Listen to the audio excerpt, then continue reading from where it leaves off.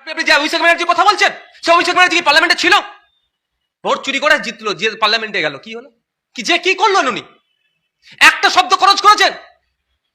বাইরে বড় বড় ভাষণ দেয়। আর আমি ভাঙড়ের বিধায়ক, বিধানসভার মধ্যে দুদিন ওয়াকফ নিয়ে আলোচনা হয়েছে, আমি সুযোগ পেয়েছি 10 মিনিট ফাটিয়ে দিয়ে এসেছি। আমার কথার উত্তর দেওয়ার মতো কারো ক্ষমতা ছিল না বিধানসভার মধ্যে। আর পার্লামেন্টে উনি গিয়ে চুপ করে বসে আছেন। ওনার বদলে যদি আমরা অ্যাডভোকেটটাকে পাঠাতাম, আমরা জোর গলায় অ্যাডভোকেটটা গিয়ে ঐসি সাহেব থেকে শুরু করে গৌরব গগৈ থেকে শুরু করে যে সমস্ত এমপিরা আপনার ওয়াকফ সংশোধনীর বিরুদ্ধে কথা বলছে, তাদের হয়ে গলা মিলাতো, তাদের সাথে গলা মিলিয়ে ফাটিয়ে দিয়ে আসতো। এখনো বলবো ভাঙনের মানুষকে, যাদবপুরের মানুষকে, যে শওকত মোল্লাদের ট্যাপে পড়বেন না, আগামী দিনে এই শওকত মোল্লারা আপনাদেরকে বিক্রি করে দেবে। ওই বিড়ি যারা বাঁধে তাদেরকে বিধানসভায় ঢুকিয়ে দিয়েছে পশ্চিমবাংলার মুখ্যমন্ত্রী। পশ্চিমবাংলায় বিড়ি যারা বাঁধে তাদেরকে পার্লামেন্টে নিয়ে গেছে, ভালো লোককে নিয়ে যায়নি। পশ্চিমবাংলায় বিড়ি যারা বাঁধে তাদেরকে পার্লামেন্টে নিয়ে গেছে, ভালো লোককে নিয়ে যায়নি। যারা পশ্চিমবঙ্গ বিরোধী কিছু কথাবার্তা উঠলে ওখানে পকেটে হাত দিয়ে বসে থাকা ছাড়া তাদের কোনো কাজ নেই। পশ্চিমবাংলার শিল্প কি? পশ্চিমবাংলার শিল্প হচ্ছে সুতলি দড়ি দিয়ে বোম বাঁধা। পশ্চিমবাংলার শিল্প কি? পশ্চিমবাংলার শিল্প হচ্ছে ওই বাসের স্টিয়ারিং এর পাইপ কেটে বন্দুক তৈরি করা। বিহার থেকে, মুঙ্গের থেকে লোক এসে এখানে ওইসব করে, যেটা আমরা বিভিন্ন সমাজ মাধ্যমে শুনছিলাম। এটা হচ্ছে পশ্চিমবাংলার শিল্প। বাংলার কালচার কি? পশ্চিমবাংলার কালচার হচ্ছে মেয়েদের হাত ধরে টানাটানি করা, সন্দেশখালি ঘটানো, বকটুয়ে ঘরের ভেতরে 14 জনকে জ্বালিয়ে দেয়া, দলুয়া খাকি ঘটানো, বিরোধী দল যারা আছে নওশাদ সিদ্দিকী, এদের বিরুদ্ধে মামলা করা, এদেরকে জেল খাটানো। আপনি যা এখানকার প্রশাসন করে রেখেছেন, দুর্নীতিবাজ লম্পটদেরকে প্রশাসনে বসিয়ে রেখেছেন। পশ্চিমবাংলায় উর্দি পড়িয়ে তৃণমূলের ক্যাডার বসিয়ে রেখেছেন থানায় থানায়। এখানে কোনো শিল্প আসবে না। এখানে যদি কিছু আসে, ওই বিড়ি ফুঁকবে, বিড়ি শিল্প আসবে, এর বাইরে কিছু আসবে না। গাড়ির বনেটের ওপরে যে মহিলা দাঁড়িয়ে নিচেছিলেন, সংবিধান হাতে করে পশ্চিমবাংলা বিধানসভায় ঢুকে পশ্চিমবাংলা বিধানসভা ভাঙচুর করিয়েছিলেন, তার মুখে আবার গণতন্ত্র বলে কি আছে? গণতন্ত্র কি? তো ওখানে শিখে আসুন না।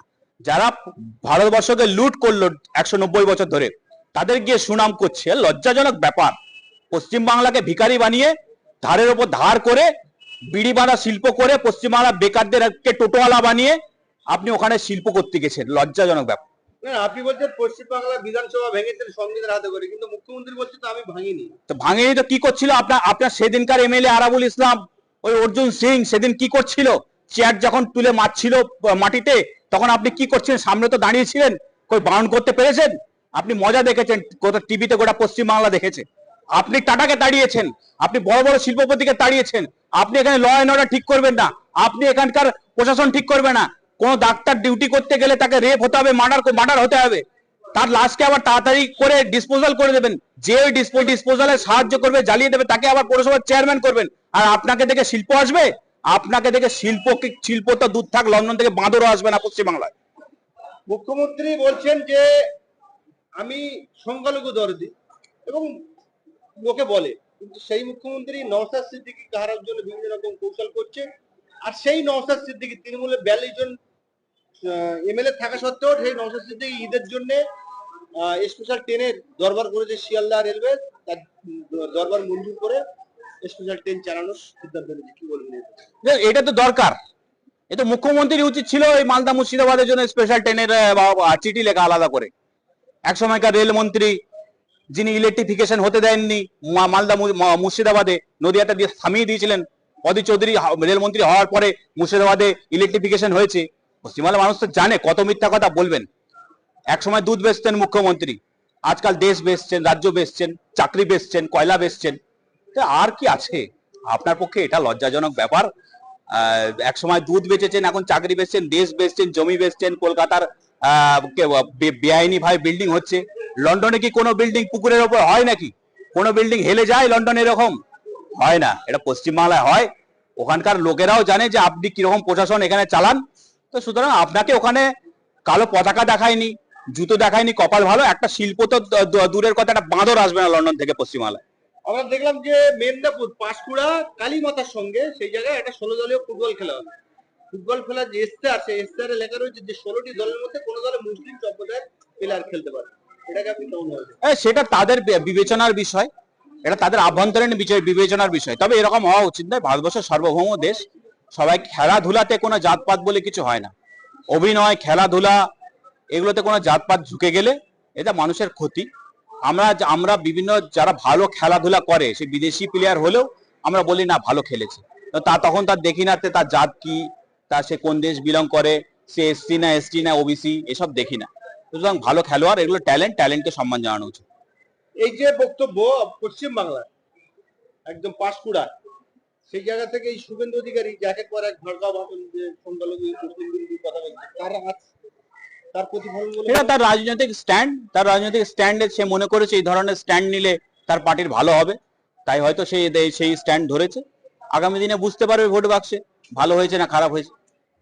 গতকাল যোগী আদিত্যনাথ বলেছেন যে অনেক হিন্দুদের মধ্যে একজন মুসলিম নিরাপদ, অনেক মুসলিম মধ্যে একজন হিন্দু নিরাপদ নয়। আর আজকে আমরা দেখলাম এই যে খেলায় 16 দলীয় খেলা হবে, সেখানে কোনো মুসলিম প্লেয়ার খেলতে পারবে, এটাকে একটু কম বলুন। না, কোথায় গান্ধীজি আর কোথায় পেঁয়াজি, কোথায় যোগী আদিত্যনাথ আর কোথায় পাড়ার এখানকার খেলাধুলা, ওটা তুলনা চলে না। তার রাজ্যের প্রেক্ষাপট সে ভালো জানে, সে সেইভাবে মন্তব্য করেছে। এখন ব্যাপার হচ্ছে যে ব্যাপার হচ্ছে মুসলমান মানেই সে খুব ভালো লোক, এরকম তো কোনো কথা নেই। অনেক মুসলমানও বদমাশ আছে, জেল খাটে, ঠিক আছে। আবার হিন্দু মানেই একদম সে সাধু সন্ন্যাসী ভালো লোক, সেটাও নয়। হচ্ছে যে দোষ করে, যে মার্ডার করে, যে খুন করে, যে হিংসা ছড়ায়, সে হিন্দু না মুসলমান না, তার নাম হচ্ছে অপরাধী। আইনের কাছে সে শাস্তি পাওয়ার যোগ্য। তো সুতরাং এটার বাইরে কোনো দ্বিমত নেই এই বিষয়ে। পশ্চিমবাংলার মানুষ শান্তপ্রিয়, এখানে এই ধরনের কোনো ডিসক্রিমিনেশন হওয়া উচিত না।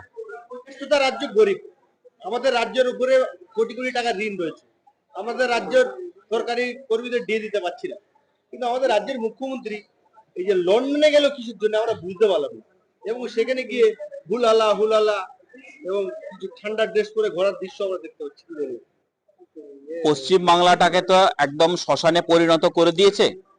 দার্জিলিং থেকে একদম সুন্দরবন, সব জায়গায় কম বেশি আগুন জ্বালিয়ে দিয়েছে। তো এখানে ঠান্ডা হবার মতন কিছু নেই। তাই ওই বিদেশ ভ্রমণ করতে গেছে, লন্ডন ভ্রমণ করতে গেছে, শরীর স্বাস্থ্য ঠিক করতে গেছে, ওখানে গিয়ে জগিং ফগিং করছে, ঠিক আছে, এটা করতে গেছে। পশ্চিম বাংলার জন্য যে দেখুন, রতনে রতন চেনে, যে যেমন সে তেমন। এক সময় গাড়ির বনেটের ওপরে যে মহিলা দাঁড়িয়ে নিচেছিলেন, সংবিধান হাতে করে পশ্চিমবাংলা বিধানসভায় ঢুকে পশ্চিমবাংলা বিধানসভা ভাঙচুর করিয়েছিলেন, তার মুখে আবার গণতন্ত্র বলে। লন্ডনে কি এসব হয় নাকি? লন্ডনে করে বিরোধী দলের উপরে এসব? ওখানে ডিএর জন্য মামলা করতে হয়, লন্ডনে কোর্টে গিয়ে মামলা করতে হয় যারা সরকারি কর্মী তাদেরকে ডিএর জন্য। ওখানে কি যারা ছাত্ররা আছে তাদেরকে ভোট চাওয়ার জন্য কি কোনো মন্ত্রীর গাড়ির সামনে যেতে হয়? আরে শিখে আসুন এইগুলো মুখ্যমন্ত্রী, সাথে আবার জেলখাটা আসামিকেও নিয়ে গেছেন। শিখে আসুন পশ্চিমবাংলাকে। পশ্চিমবাংলার মানুষকে ধারের বোঝা বোয়াচ্ছেন। 1,87,000 কোটি টাকা বামফ্রন্টে ঋণ ছেড়ে গেছিল, আপনি এখন 5-6 লক্ষ কোটি টাকা ছাড়িয়ে গেছে। প্রত্যেকের মাথায় 66,000 টাকা ঋণ গড় হিসাবে। আপনি কি করতে গেছেন? ওখানে ছুটি কাটাতে গেছেন? একটা শিল্প আসবে না পশ্চিমবাংলায়।